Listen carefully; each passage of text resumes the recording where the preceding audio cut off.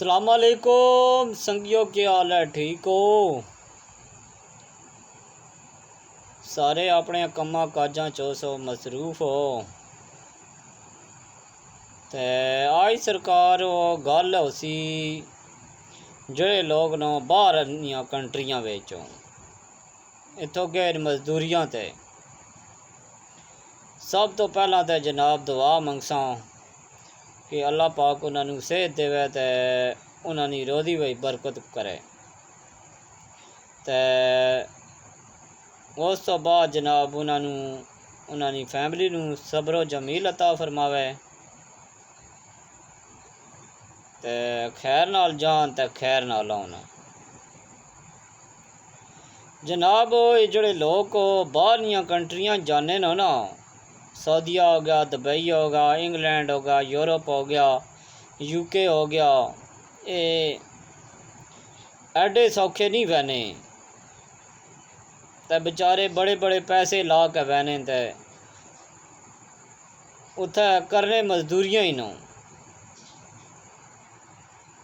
ते असी लोग को आने बा फलाना बंदा ना पुत्र जड़ा हो गया बाहर हो ते बड़े रुपये कमा रहा वै।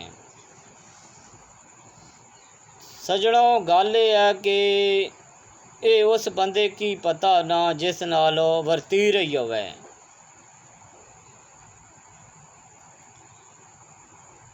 उत्थे कमान बड़ा औखा वै, बहु औखा वै।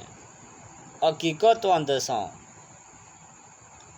असी फिर भी लोग जड़े आ ना आज़ाद हाँ पाकिस्तान विचों, ते फिर भी शुक्र अदा असी ना करने। तो यारा भरावां वास्ते सारियां वास्ते दुआ है कि जेड़े लोग बाहर दियां कंट्रियां विच न उन्हां वास्ते सब तो पहला दुआ मंगया करो कि यार अल्लाह पाक उन्हां खैर करे हर वक्त ते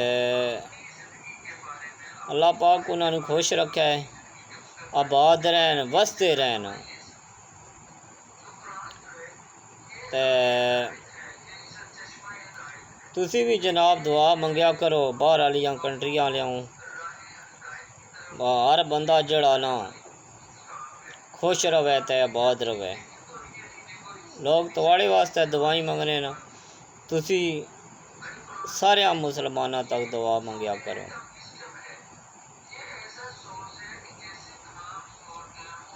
उत्थे जनाब कोई ड्राइवर होना, कोई बेचारा मजदूरी करना में, कोई ट्रक भर रहा वै, कोई गड्डी अनलोड लोड कर रहा, कोई जनाब सफाइयां कर रहा, कोई होटलों ते काम कर रहे न, कोई सिक्योरिटी काम कर रहे न। तो यारा उन्होंने अल्लाह पाक है सबर देवे। तो आज दी वीडियो जनाब इतनी काफ़ी है। हुण जनाब इजाज़त मंगसा, जे वीडियो अच्छी लगे तो जनाब नाल कमेंट भी करने नो, शेयर भी करना, लाइक भी मारना। तो जे अगर दिल करे सब्सक्राइब भी कर देना नाल ही, निका जिहा अंगली नाल, वड्डा नहीं निका जिहा। तो हुण जनाब इजाज़त मंगसा, अल्लाह सोहणे ने हवाले।